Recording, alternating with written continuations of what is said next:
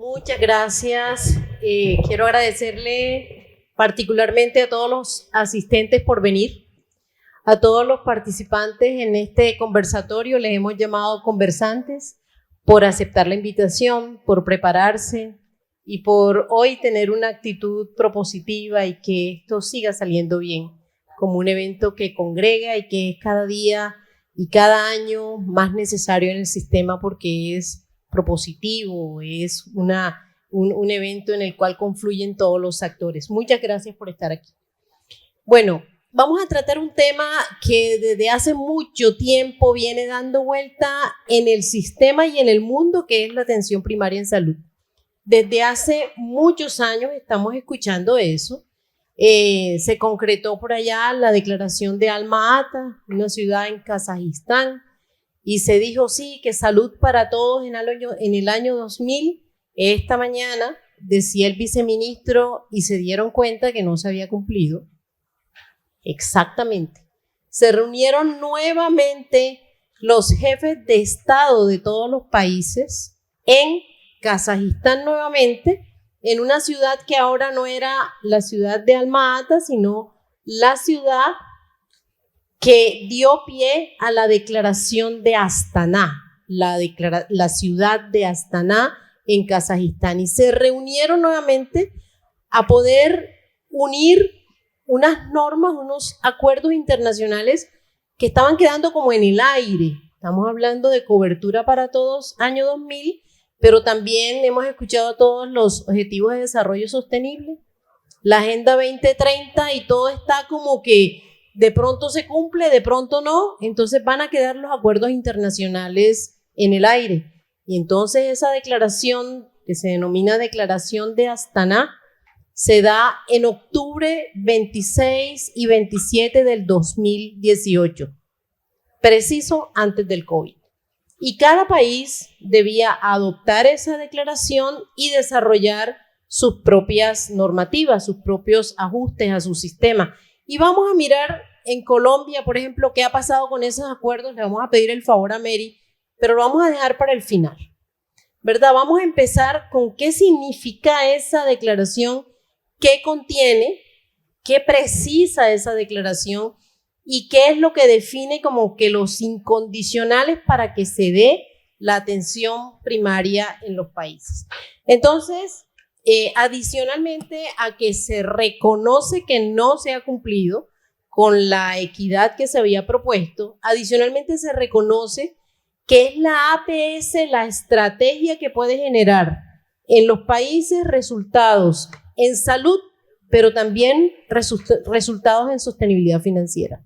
Porque si se pueden identificar tempranamente los riesgos, intervenir los riesgos, ir de la mano con las comunidades y poderse articular, obviamente la línea de salud e enfermedad se va a poder intervenir mucho más temprano y los costos de la prestación del servicio pueden llegar a tener una tendencia ya no tan creciente como ahora, sino ir bajando. Entonces, la declaración de Astana en APS, que es lo último que hay en el mundo, independientemente de que se hubiesen llegado a acuerdos regionales incluso y desarrollos en los países, es lo último que hay en el mundo de APS.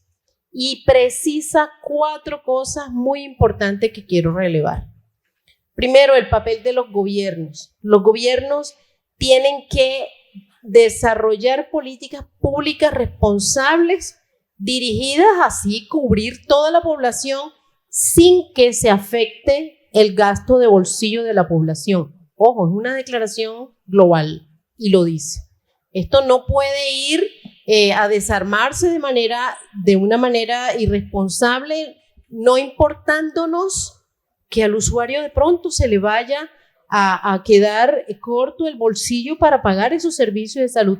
Tenemos que pensar en que la gente ya tiene un acceso, ya tiene un gasto de bolsillo. Tenemos es que al contrario entrar a apoyar con acciones que vayan en pos de ir progresando en eso.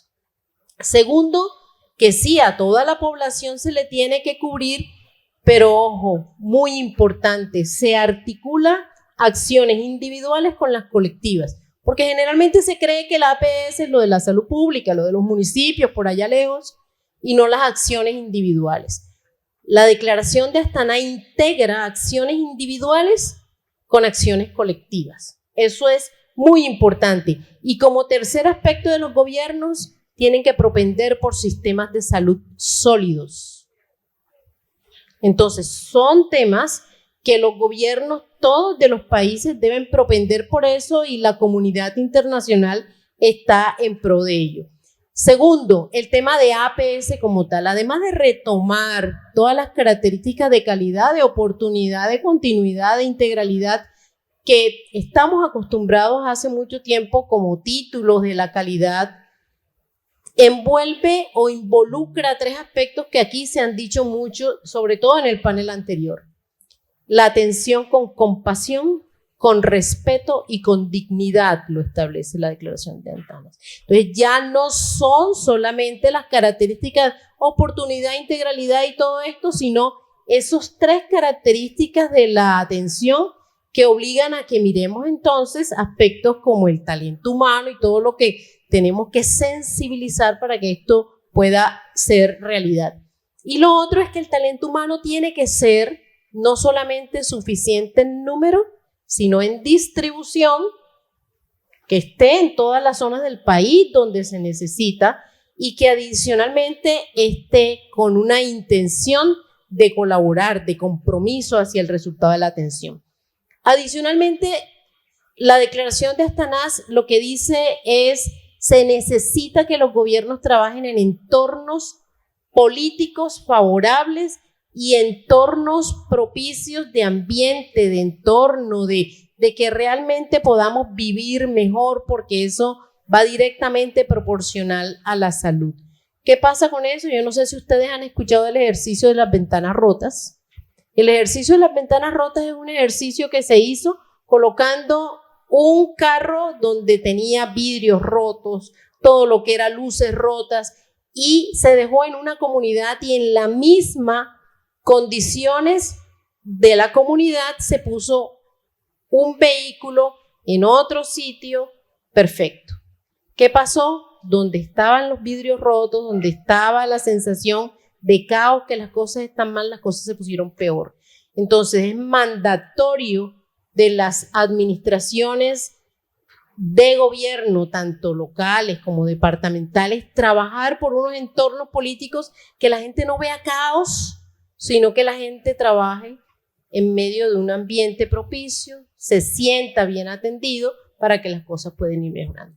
Entonces, con esas premisas, la Declaración de Astana logra los compromisos de todos los jefes de Estado que se pusieron allí. Entonces, ahora de pronto al final Mary nos va a decir sí, porque aquí se hizo tal cosa y tal otra.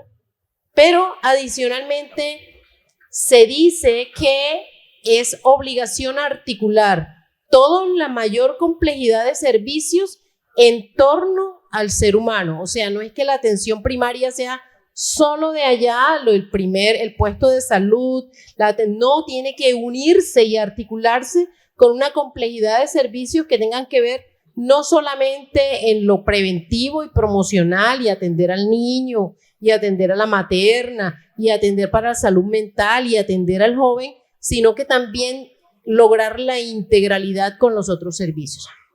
Con eso, la Declaración de Astana lo que hace es establecer entonces unos mínimos. Primero, que exista desarrollo de conocimientos en donde se va a implementar la atención primaria. Segundo, que exista talento humano en las condiciones que lo acabo de decir. Tecnología, no solamente uso responsable de la tecnología, no solamente el respeto del dato, sino también que la tecnología pueda apoyar una mejor práctica clínica en precisión y en todo lo demás, pero también que sirva para una analítica de datos, unas decisiones de gestión oportunas que puedan llevarnos a unos mejores resultados en salud.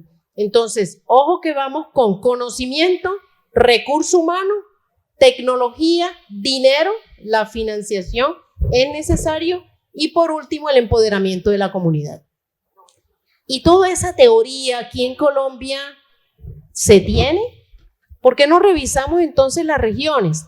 ¿Por qué no revisamos entonces ¿Cómo está esa teoría conceptual que nos viene de lejos y que tenemos que adoptar?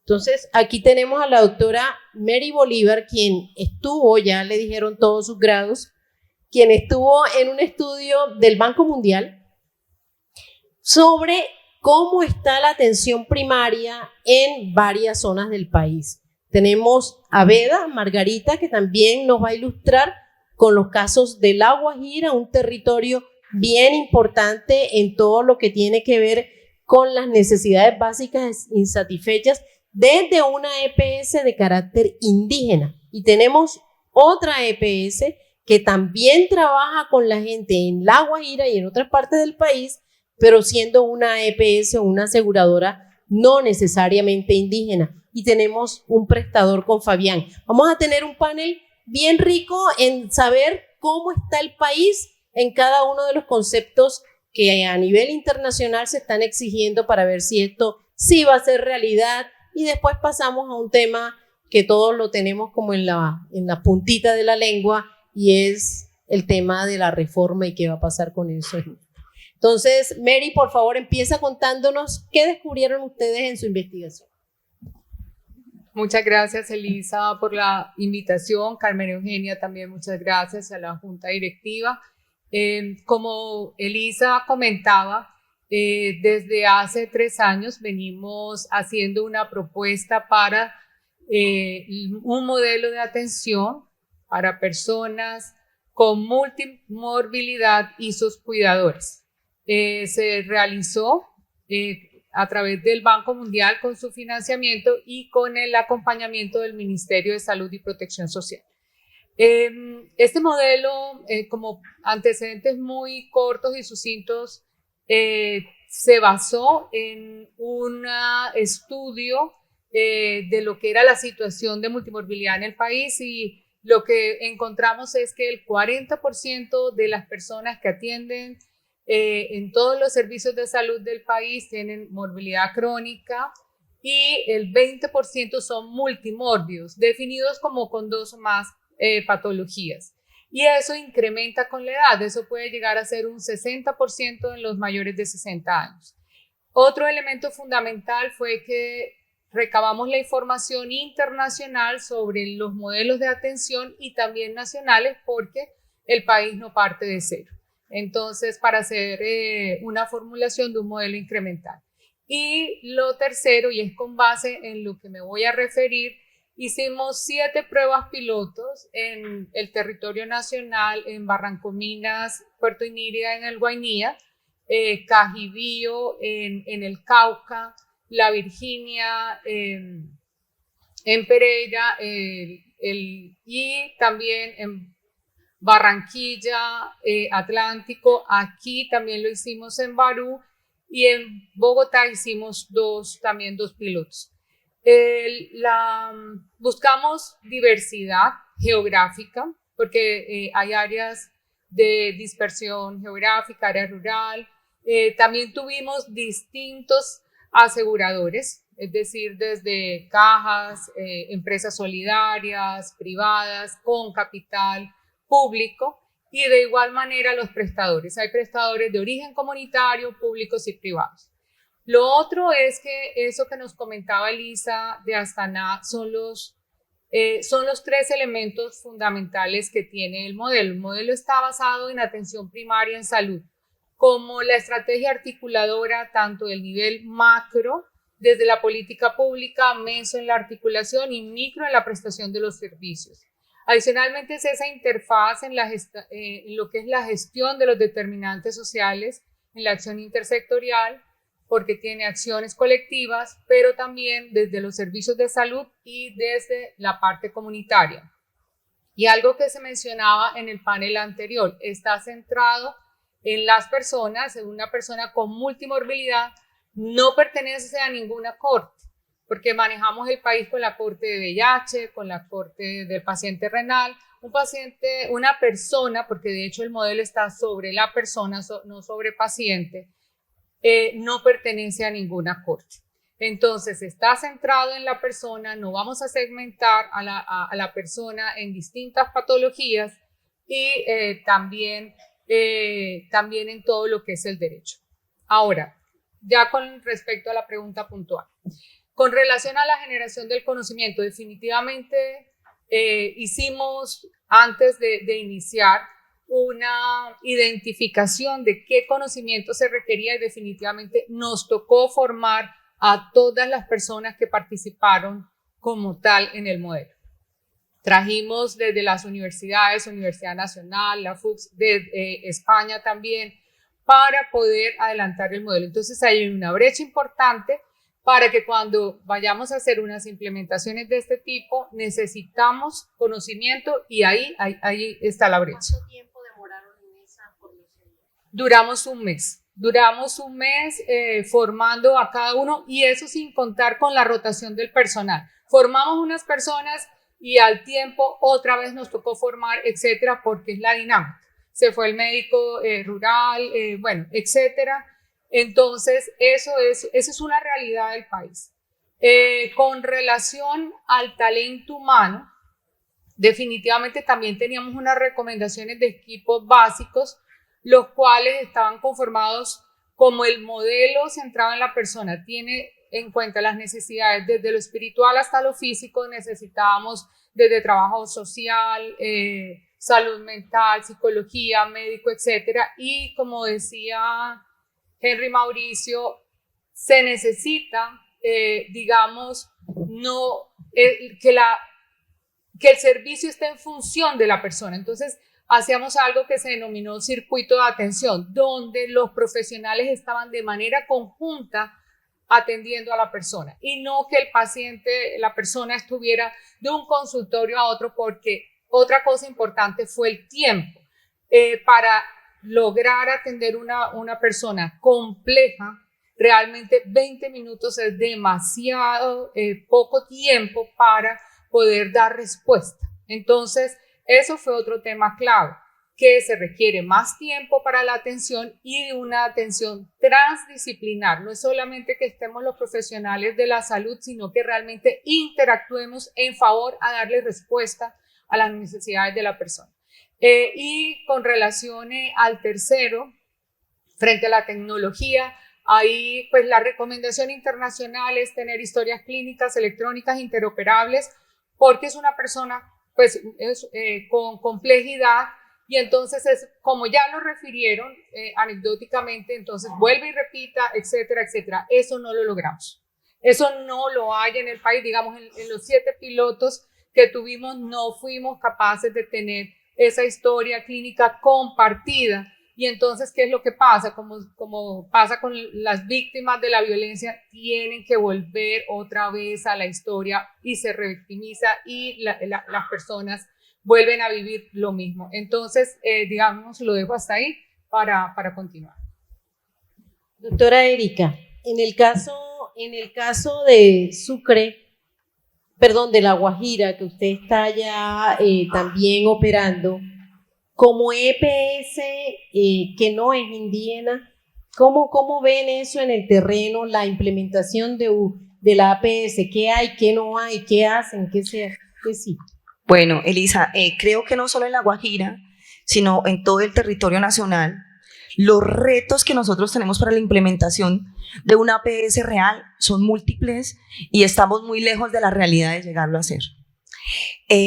Lo primero que tenemos que ver es la cosmovisión que tienen cada uno de los territorios, los usos y costumbres que tienen, porque no es lo mismo cuando llegamos a un territorio como La Guajira, donde nosotros tenemos una participación importante y el 96% de nuestra población es indígena, a cuando estamos en Córdoba, que tenemos gran población indígena, en Sucre población indígena, pero los usos y costumbres de cada organización es totalmente diferente. Entonces, un reto muy grande que hemos tenido es poder afrontar y conocer lo que es su cosmovisión. Por lo menos en La Guajira tenemos un problema grandísimo y es que hay 5.000 territorios diferentes reconocidos por el ministerio y 8.000 no reconocidos, es decir, 13.000 territorios diferentes, donde cada territorio tiene un jefe y donde la visión y la cosmovisión de cada uno de ellos son dueños de su territorio. Eso es muy diferente a cuando de pronto entramos a Córdoba, que en Córdoba sí existe un pueblo indígena, pero tienen una forma organizativa diferente. Entonces, el primer reto que tenemos que hacer nosotros como entidades promotoras es poder afrontar y entender esa cosmovisión para poder llegar al territorio. En el caso nuestro, y como lo hemos venido haciendo, pues hemos tenido unos indicadores fabulosos en la implementación de nuestro modelo, y es porque definitivamente nos adentramos a la cosmovisión de los diferentes pueblos y también de la población arijuna o blanca, como se dice. La segunda, y que es muy importante, es realmente el tema de los determinantes sociales asociados a la salud. Y en eso estamos en kilómetros de distancia para poder llegar a hacerlo. Y ahorita cuando mi amiga Beda tenga la palabra, que ella es ama dueña del territorio y sabe y conoce su territorio, les podré ilustrar un poco. Podemos decir que los determinantes sociales de salud están muy lejos de la realidad para poder nosotros garantizar la salud. Entonces hablan de que se nos mueren los niños de hambre, y es desnutrición y es una causa asociada a la EPS o a la gestora. Se nos mueren las mamitas cuando van a dar a luz, pero no entienden que no tienen que comer y no hay agua para vivir. Se nos mueren y hay una parte de cosmovisión donde no nos dejan tocar a las mamás. Es culpa de la gestora. Entonces hay muchos retos que tenemos que entrar a trabajar, y nosotros pues más adelante les contaré cómo lo hicimos, pero lo más importante es poder nosotros llegar ahí. Otro punto importantísimo y los retos que hemos tenido es poder unir nosotros la medicina tradicional con la medicina occidental para poder llegar allá. No es fácil nosotros como EPS Arijuna poder relacionarnos directamente con la prestación, pero hemos tenido unos aliados excelentes y hemos hecho un trabajo muy importante con este nuevo modelo donde estamos relacionando tanto la medicina tradicional con la medicina occidental, y los resultados se han visto. Pero en realidad yo creo que los retos son muchos. Nosotros no podríamos hablar de montar una APS en territorios como La Guajira, en territorios que a 15 minutos, 10 minutos de la ciudad capital, los niños no tienen agua. Toman agua donde comen los cerdos.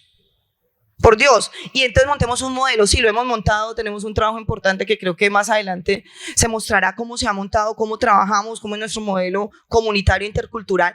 Pero los retos son grandísimos. Y creo que si como sociedad no damos un salto para poder garantizar los mínimos esenciales de vida para la población, no podemos seguir culpando a las EPS de las muertes. Cuando esta mañana el ministro, y recuerdo muchísimo una visita que nos hizo el señor superintendente, donde nos decían, es que ustedes se han especializado en matar niños, ¿cierto? Yo decía, Señor Jesús, perdónalos. No nos hemos especializado en matar niños, nos hemos especializado en salvar niños. Nosotros con orgullo sí podemos decir, no se nos han muerto niños por desnutrición. El costo no es solo el costo de la gestora, son múltiples actores que han colaborado para que eso no pase. Pero como gestoras o como EPS no podemos, así que los retos son múltiples y grandes. Gracias, Erika. Y es que entre peor estén los determinantes, menos uno le puede pedir a la gente que se cuide, que se proteja, como si está expuesto a unos riesgos externos. Eso es en una EPS que es una EPS, llamemos, de modelo general. Pero el tema de las indígenas ofrece alguna diferencia, ¿hay alguna especificidad, alguna claridad mayor en la población por pertenecer a una EPS indígena o cómo es eso?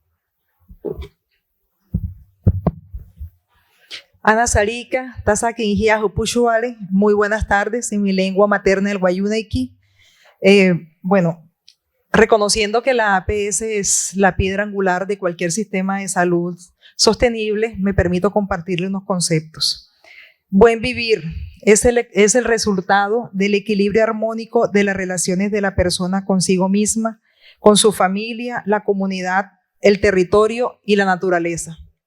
Para nosotros los guayú, salud significa estar en armonía con nuestro territorio, que no exista conflictos entre clanes, que podamos disponer de agua potable, de un territorio en donde podamos cultivar, pastorear y, por supuesto, que no estemos enfermos. Existen unas particularidades territoriales, como lo decía mi compañera Erika. que nos toca trabajar y se hace de una manera armónica con las autoridades tradicionales, quienes toman la decisión y tienen facultados por la norma la posibilidad de constituir instituciones propias en salud indígena en nuestro territorio, de las cuales también me uno a lo que decía Erika, han sido unos aliados importantes en esta gestión. Bueno, en nuestro territorio existen unas particularidades. Es un territorio preferencialmente desértico, tiene debilidades en vías de acceso, poca disponibilidad de agua potable. Ahorita que estamos inmersos en el cumplimiento de la sentencia T302, que se considera La Guajira un estado de cosas inconstitucionales porque no se garantiza el derecho fundamental a la salud, a la seguridad alimentaria y al agua. Lo que tiene que ver con el agua, se han hecho una serie de exploraciones en nuestro territorio y no todo el agua que se ha encontrado es apta para el consumo humano o tiene mucho material particulado, materiales pesados, metales pesados. Entonces, a pesar de eso, o es muy salobre, que no se puede consumir. Entonces, esa es la realidad de nuestro territorio.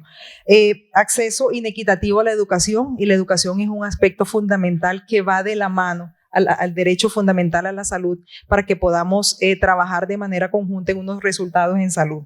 Escaso o nulo poder adquisitivo de la población, inseguridad alimentaria, alta ruralidad y el fenómeno migratorio. Con el fenómeno migratorio en nuestro territorio pues ha estado inmerso o ha estado expuesto a la aparición de enfermedades emergentes y reemergentes. Frente a eso, pues se tiene que desplegar una serie de estrategias operativas. Aquí es clave la participación de las autoridades tradicionales porque son las dueñas del territorio y con ellos y con nuestra red aliada tenemos un diagnóstico situacional en salud acorde a nuestra realidad social y cultural, en donde están identificadas las principales causas de morbilidad desde el punto de vista institucional como cualquier otra EPS y también desde la concepción de salud propia.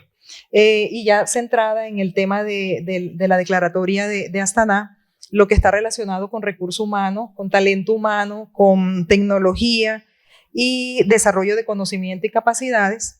En nuestro departamento, según esta información del Observatorio de Salud del Ministerio, se encuentran en nuestro territorio 1.264 médicos. Ya. Entonces, pues no todos están en la parte asistencial, muchos han migrado, principalmente a España, han migrado, y no todos pues tienen lastimosamente condiciones laborales que le permitan trabajar en condiciones dignas y apropiadas que se pueda hacer extensiva a la atención de las personas. Enfermería, 869, 802 psicólogos, 411 fisioterapeutas y 342 odontólogos. Aquí es importante y en el tema de la reforma se ha vinculado un actor importantísimo que es la inclusión en los equipos territoriales de salud integral e intercultural de agentes tradicionales en salud que ejercen la medicina tradicional al interior de nuestro territorio. Acá es importante que puedan ese talento humano en salud que se encuentra en nuestro territorio tener como unas herramientas equitativas. Digamos, ahí es difícil el tema de la conectividad y yo pienso que una herramienta importante, sobre todo en un territorio que tiene alta ruralidad, muchísima dispersión geográfica, el tema de la telemedicina sería fundamental y yo pienso que supliría un poco la deficiencia de talento humano en nuestro territorio. Muy bien, me llama la atención que dices que hay 1.200 médicos. 1.264. Sin embargo, están en España. Es que ese es un dato interesante porque el recuento de profesionales se da por donde están registrados al momento de graduarse.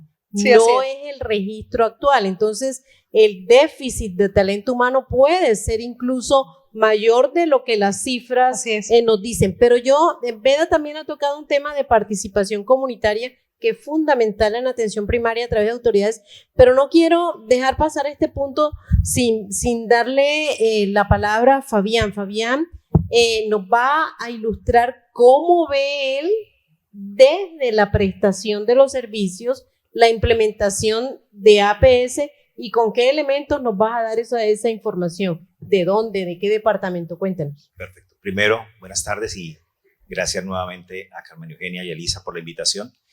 CIES Salud es una IPS que ha sido especializada para condiciones crónicas, pero tenemos unas IPS de atención primaria en Pitalito y Garzón. Son 30,000 personas que estamos atendiendo allá, régimen contributivo, ¿sí? Y quiero comenzar. El primer componente que a nosotros nos corresponde como IPS es la resolutividad. Es decir, toda IPS debe atender lo atendible, evitar lo evitable, y eso hacerlo con calidad, dignidad y respeto. Punto. O sea, eso nos corresponde a todos los que estamos allí. Para compartir y abrir esta parte, quisiera mencionarles 3 aspectos. Primer aspecto, y es un compromiso gigante que tenemos, debemos de trascender, de atender a la población que toca nuestros consultorios, a entender que nuestra responsabilidad es con la población que está allá. Me hago entender. Si se esperan 8% de población diabética y 20% de población hipertensa, tenemos que ir a buscarlos donde están. ¿Sí? Efectivamente, hemos tenido unos avances importantes cuando llegamos a este sitio. La prevalencia de diabetes era del 2,35. Al mes de septiembre vamos en 4,8. ¿Sí? Todavía nos falta camino por recorrer. Ya pasamos de la media de Colombia, que es 3,9. En hipertensión comenzamos en 4,5, vamos en el 13, ¿sí? Y esperamos llegar al 20, la media es 11. Pero lo más importante allí es que esto lo hemos hecho sin tener que ir casa a casa. Esto se hace con un aplicativo sencillo que lo utiliza la persona administrativa, se lo pasa al usuario, y a través de estándares internacionales que ya están probados. No hay que gastar plata, eso ya está probado. Si contesta 4 de 6 preguntas positivas, háganle la hemoglobina glicosilada, que ahí lo tiene. Les puedo adelantar cifras. De cada 100 pacientes que hemos evaluado, nos descarta 65, nos quedan 35, y de esos 35, 20 nos salen positivo, sin tener que invertir mucha más plata, sin gastar mucha más plata. O sea, tecnología y manera de hacerlo es.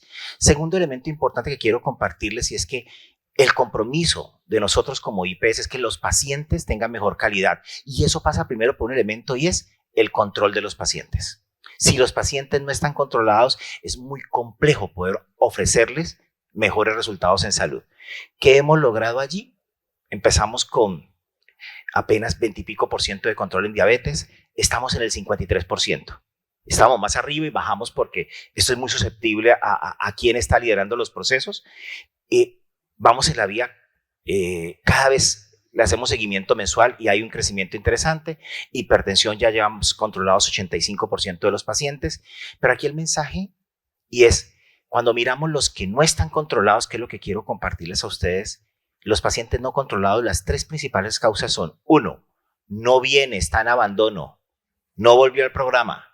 Segundo, tiene problemas de medicamentos. Y tercero, no es adherente a los cambios de comportamiento, es decir, sigue consumiendo cosas que no le hacen fácil controlar el diabetes. Para estas 3 situaciones, que son más del 80% de todos los problemas que tenemos para controlar pacientes, no se necesitan médicos ni especialistas. Se necesita, y es fundamental en atención primaria, el químico farmacéutico, el nutricionista, el psicólogo, el trabajador social. Estos son los que realmente nos permiten a nosotros. Y para finalizar, solo 2 conceptos allí. Más allá del trabajo intersectorial, comenzamos con algo sencillo. ¿Cuáles son los activos sociales para la salud? Es decir, si yo como profesional de la salud deseo colocar a alguien porque quiere hacer una actividad física, quiere colocarse en un curso de baile o quiere algún evento, ¿qué le puedo ofrecer de la comunidad? Y eso lo tienen que conocer todos los profesionales, ¿sí? Entonces, dime. Fabián, pero tú al principio dijiste, tenemos 30,000 personas atendiendo. ¿Esas personas están en una aseguradora o están en varias? ¿O cómo es esa relación aseguramiento, atención primaria? Es que muchas veces se confunde el hecho de que es que la atención primaria es para el territorio, es solamente la salud pública, como para avanzar en ese puntito. 30,000 personas, ¿de dónde salieron? O sea, ¿quién te las asignó? ¿Te contrataron? ¿Te pagan? Y entonces ahí sí miramos los otros casos, a ver. Sí, creo que el punto más importante de la relación, primero quiero decirles que trabajamos con todas las aseguradoras en Colombia, bueno, casi todas, pero lo más importante aquí es la construcción de confianza. La construcción de confianza se da básicamente por dos motivos. Uno, sistemas de información, o sea que la información usted pueda disponerla y en tiempo real y decir, mire, eso sí es cierto. Y el segundo elemento, el modelo de contratación. Modelos de contratación por actividad, modelos de contratación donde no se reconozca el esfuerzo que se hace, porque es que el paciente controla es paciente que disminuye la hospitalización. Entonces, cuando usted demuestra que efectivamente está disminuyendo la hospitalización, se disminuye el consumo de medicamentos, nosotros hemos logrado hasta ahora, tengo que decirlo, que el asegurador nos reconozca eso y que seamos más integrales. ¿Estamos hablando de incentivos? Sí, claro, nosotros Perfecto, trabajamos con excelente. incentivos. Entonces quiere decir que la APS se puede articular bien con el aseguramiento y se puede articular con resultados en salud, compromiso por ellos e incentivos incluso económicos. Claro. Doctora Erika, ¿usted se articula con el ente territorial o con el prestador o con la comunidad de alguna forma como asegurador?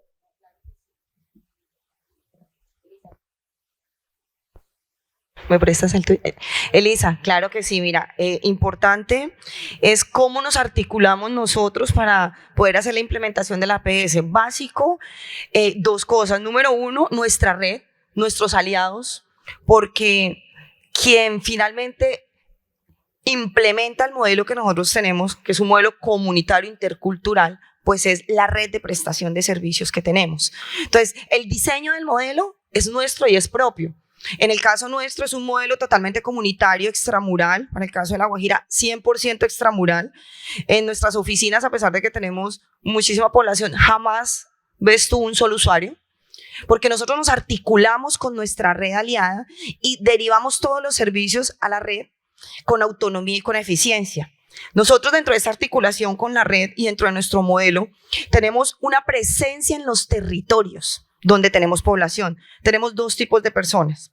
Tenemos unos gestores comunitarios y tenemos los promotores. Y el gestor comunitario básicamente, a pesar, es una persona de la comunidad que no tiene que tener formación médica, pero que sí es capacitado por nosotros y que nos está anunciando todo el funcionamiento del modelo y está allá en territorio y nos está dando todas las alertas tempranas de si hay un niño enfermo, si hay una mamita enferma, y es del territorio a través de nuestra red. Y este gestor comunitario nuestro inmediatamente informa a su IPS primaria y esta IPS primaria tiene total autonomía en el tema de autorizaciones, de medicamentos, no hay trámites internos, entonces la implementación del modelo se hace mucho más fácil, pero es muy fácil lograr la articulación con una red cuando tenemos una red aliada y comprometida. Tema claro que dijo el señor viceministro hoy en el tema del territorio de La Guajira, podemos hablar, o les puedo hablar de Sucre, un problema crítico de la red. ¿Por qué? Porque la red pública no responde a las necesidades del departamento. Y allá, ¿qué tenemos? Nuestros aliados, las IPS indígenas que conocen el territorio, que están y con los que estamos trabajando el tema extramural. Y esto no solo pasa en La Guajira, sino también en Sucre. Sucre, que es un territorio, ustedes conocen, el 90% de la red pública pues está en proceso de reestructuración, de reorganización y en un tema crítico de financiamiento.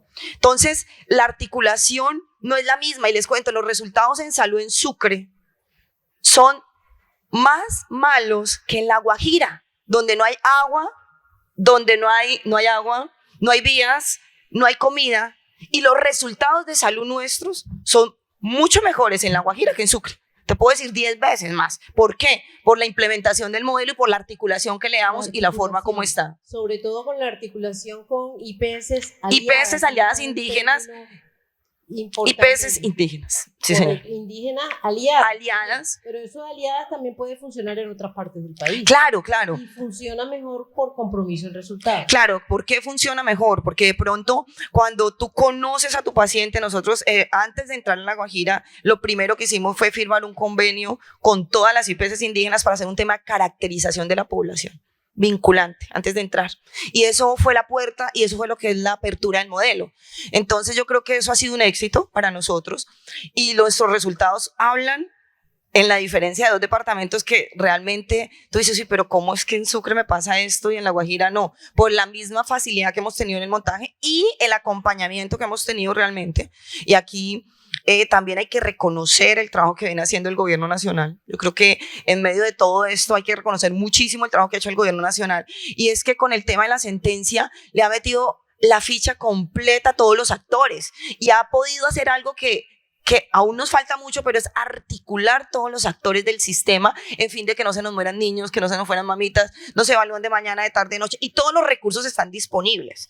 Y ahorita cuando hablemos de la reforma y cómo quedó, es ver muchas de las cosas que están pasando allá, que no pasan en el resto del país, pero la articulación se puede dar perfectamente y esa articulación no solo puede ser con nuestros prestadores, sino también con los médicos que tenemos y los médicos tradicionales a los que están vinculados a los procesos. Qué bueno eso, Erika, porque lo que decía el viceministro esta mañana era, caramba, hay que seguir y hay que seguir juntos y hay que seguir gestionando en pos de los resultados en salud de la gente de la mano. No tenemos por qué continuar en discusiones, al contrario, tenemos que ver cómo nos unimos. ¿Tú cómo vives eso en La Guajira como EPS indígena, como asegurador? ¿Qué pasa allí?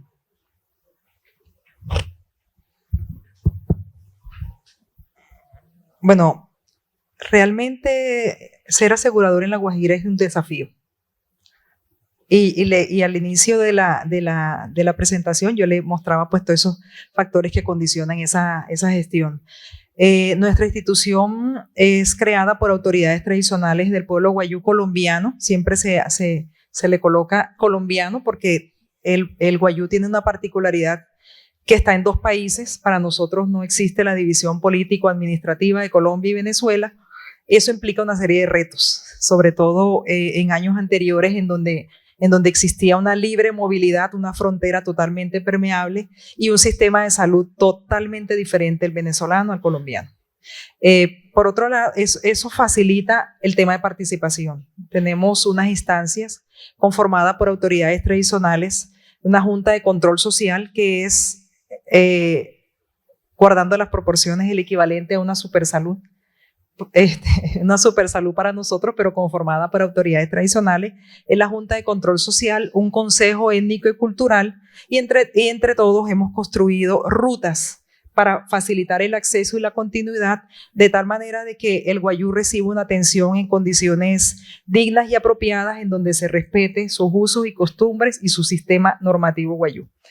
Por otro lado, se ha realizado encuentro de saberes con las autoridades tradicionales que nos dan las pautas para posteriormente hacer extensivo ese ejercicio con los médicos.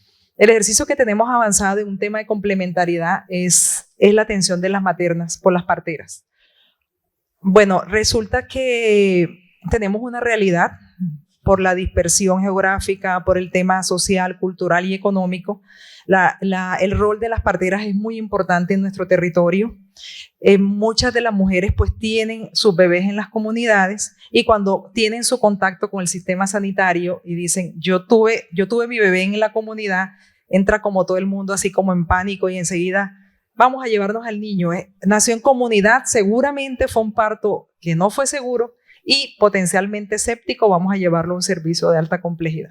Entonces, el trabajar con las parteras ha sido un espacio importante. El ejercicio que venimos realizando con el equipo, la Dirección de Gestión de Riesgo y una dirección étnica y cultural, y con el ginecólogo que viene trabajando con nosotros, ha sensibilizado un poco y ha hecho que los médicos que están en la parte asistencial se permitan articular de una forma respetuosa y en el marco del reconocimiento, reconocer la figura de las parteras y trabajar de manera coordinada. Lo que queremos es que las parteras sigan, primero que facilitamos que los partos sigan siendo en condiciones seguras, adecuadas, que las parteras puedan atender los partos en las comunidades en unas adecuadas condiciones sanitarias, guardando las proporciones porque están en un contexto, y sobre todo que puedan detectar signos de alarma, pero que la atención sea en las instituciones de salud. No es fácil, Lisa y todos los asistentes, no es fácil porque se mira con muchísima prevención la figura del médico tradicional por el médico alópata u occidental. El tema de la articulación es necesario que se fortalezca, porque un tema de un proceso de atención necesariamente requiere el concurso de otros actores, la articulación intersectorial y transsectorial, de tal manera pues que todos le apuntemos a resultados en salud. Esta mañana Bikram nos hacía un ejercicio de que si uno escuchaba la voz, así sea con los ojos cerrados, uno dirigía la señal hacia el punto correcto, cuando hay una guía. A mí me asusta un poquito el que no exista esa guía que articule red, que articule prestadores, que evalúe prestadores, que hoy es la EPS, ¿no? Me asusta un poco porque se pierde como esa voz que hace que tú realmente no estés apuntando a la osa mayor. Entonces, eso en esa articulación, por muy difícil que sea, es muy necesaria la articulación, la evaluación de la red, y creo que es un rol que se tiene que revisar. Ahorita vamos a mirar el tema de la reforma, a ver ese tema, cómo lo ven allí. Pero Mary, ustedes hicieron 7 pilotos. ¿Cómo fue la articulación allí con EPS? O sea, ¿se dio la EPS? ¿Estuvo la EPS presente o no? Y cada cual hizo lo suyo. ¿Cómo viviste eso? ¿Cómo registró el Banco Mundial esa parte? Bueno, hubo una articulación con las entidades territoriales porque se identificaron como tal activos comunitarios, es decir, ¿qué produce salud para las personas con multimorbilidad? ¿Cuáles eran esas acciones colectivas? ¿Cómo podíamos ayudarles a mejorar la calidad de vida, etcétera? Entonces fue clave con la entidad territorial y adicionalmente tuvimos un espacio de una mesa de articulación donde estaban sentados todos, incluyendo cuidadores y personas con multimorbilidad. También hubo como tal una articulación con el prestador. Es definitivo, habían equipos básicos de salud, equipos interdisciplinarios, y la EPS identificaba de prima mano la población, y luego quien tenía como tal que hacer la gestión clínica era el prestador. Entonces debían articular con base en esa población cómo estaba, hacer la clasificación del riesgo e identificar las necesidades clínicas, digamos, y también, como les mencionaba, desde la parte social, etcétera, para ellos. Y adicionalmente también hubo una articulación comunitaria porque 2 de los pilotos tenían base comunitaria. Entonces, las juntas de acción comunal nos ayudaron a identificar a las personas, dónde estaban localizadas, etcétera, porque sabemos que también hay una dinámica importante de traslados de las personas de residencia, etcétera, teléfonos y demás. Entonces, ellos ayudaron a ubicar a las personas. Entonces, definitivamente, pues, la gestión fue clave en los 7 pilotos, en distintas situaciones, porque algo muy distinto es el área dispersa, donde nos tocaba ir casa a casa a buscar a las personas, y otra cosa era un piloto en Barranquilla o en Bogotá, donde pues había medios de comunicación.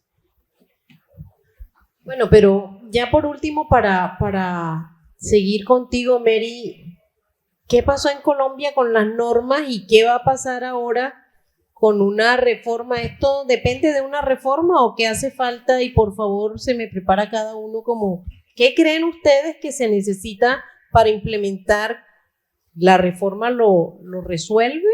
¿Está incluido en esto? ¿Cómo? Ilústranos ese recorrido en Colombia y cómo vamos a hacer con la reforma ahora, si eso resuelve el tema de la implementación de atención primaria.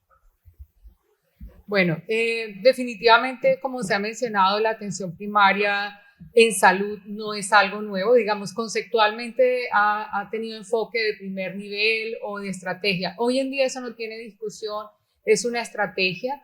Ya en épocas recientes estamos hablando de Ley 1122, artículo 33, donde está el Plan Nacional, ya menciona todo lo que es atención primaria, modelos de atención, y hay reglamentación al respecto. Luego viene la Ley 1438, que toma los 3 elementos que se han mencionado en Astana e identifica los 3, la intersectorialidad, el servicio de salud, la participación, equipos, redes, etc.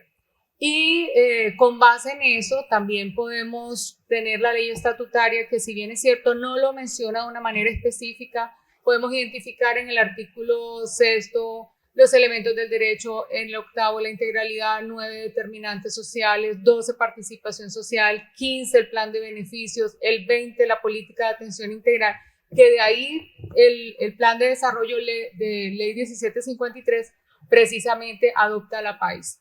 Y el artículo 24, digamos, todo lo que tiene que ver en zonas marginales.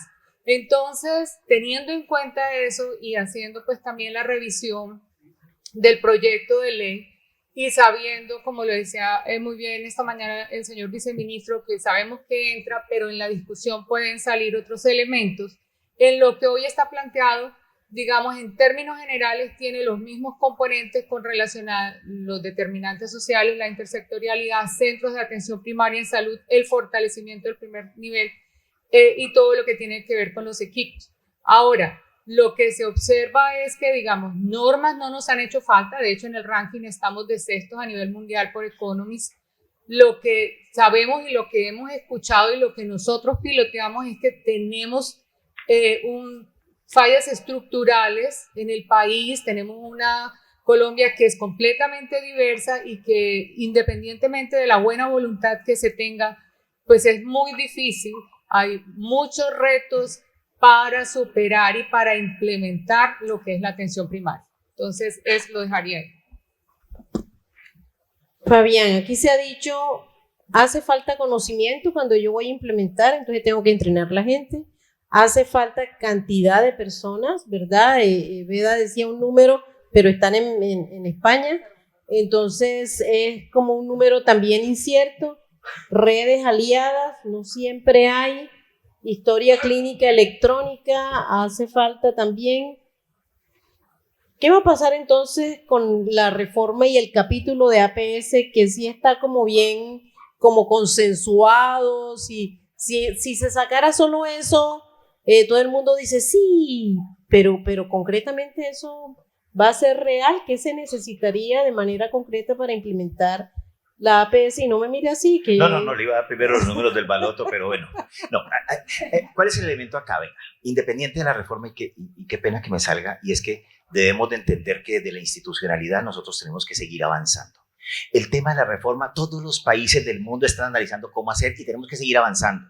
No hay ningún país que esto sea perfecto, así que reforma va a haber hoy, mañana y siempre. Pero, ¿qué podemos hacer sin reforma? Yo creo que los actores que estamos hoy acá podemos trabajar en dos elementos fundamentales. El primer elemento tiene que ver con cómo desarrollamos habilidades blandas en los profesionales de salud y las personas administrativas. Ustedes no se imaginan lo que se gana en adherencia farmacológica, en adherencia al tratamiento, resultados, cuando un médico le dice a su paciente, es que somos un equipo, y a usted lo va a entender la enfermera con nombre tal, el químico farmacéutico con nombre X, y usted, importante que vaya porque allá vayan a decir, y cada uno sabe y le dice, vea, lo felicito porque bajó 1 kilo de peso. No se imaginan lo que eso se gana. Y esos desarrollos de habilidades blandas todavía no lo tenemos en la academia, pero nosotros podemos hacerlo. No es plata, es voluntad de hacerlo. Eso tiene que ver con trabajo en equipo, con escucha empática.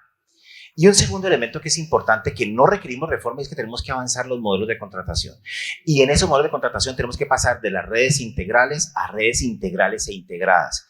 ¿Y qué significa una red integrada? Significan 3 componentes. Primero, que el modelo de prestación sea el mismo. Si a un paciente lo atiende de una manera, de una manera diferente, con propósitos diferentes en cada sitio, los resultados no se dan. Segundo, sistemas de información. Y ahí tenemos una talanquera mental. Pensamos que la interoperabilidad es costosísima. ¿Sí? ¿Qué cuento? Estados Unidos acaba de solucionarlo de una manera fácil. Le dijo a todos los desarrolladores de software, usted para poder vender el software tiene que habilitarse y me entrega este conjunto de datos mínimos. Esta gente desarrolladora de software, en pocos meses todos lo tenían, porque es sencillo para ellos entregar un conjunto de datos mínimos. Nosotros pensamos que esto hay que ir a conseguir un experto internacional. No. Entonces, segundo elemento para ser redes integradas. Y el tercero, que es muy importante, si usted le paga a un prestador por actividad, al otro por paquete y al otro le paga por pago global, los resultados no se van a dar. Y esos 3 elementos, ¿sí? De pasar que constituyen, de pasar de redes integrales a integradas y lo que tiene que ver con habilidades blandas, creo que lo podemos hacer sin reforma. Exacto, y tenemos las capacidades. no se necesita reforma, eso es más que todo gestión interna. No, creo que es que nosotros no podemos tener una parálisis paradigmática pensando que no podemos avanzar si no hay reforma.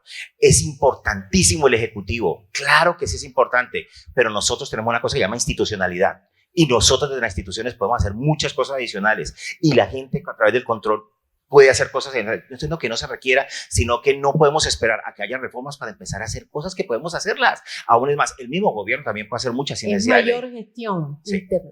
Doctora Erika, ¿necesitamos reforma o no para A ver. hacer APS? No, no necesitamos reforma y lo vivimos en La Guajira. Nosotros creo que desde La Guajira sentimos y vivimos una mini reforma en un lapso de tiempo y pues en realidad fue un caos total dentro del sistema en esos meses. Vivimos un caos muy fuerte porque en realidad la reforma como está concebida o lo que se planteó en La Guajira con decretos, que era la implementación de la misma, tenía varias contradicciones para poder desarrollarla y eso nos preocupó mucho.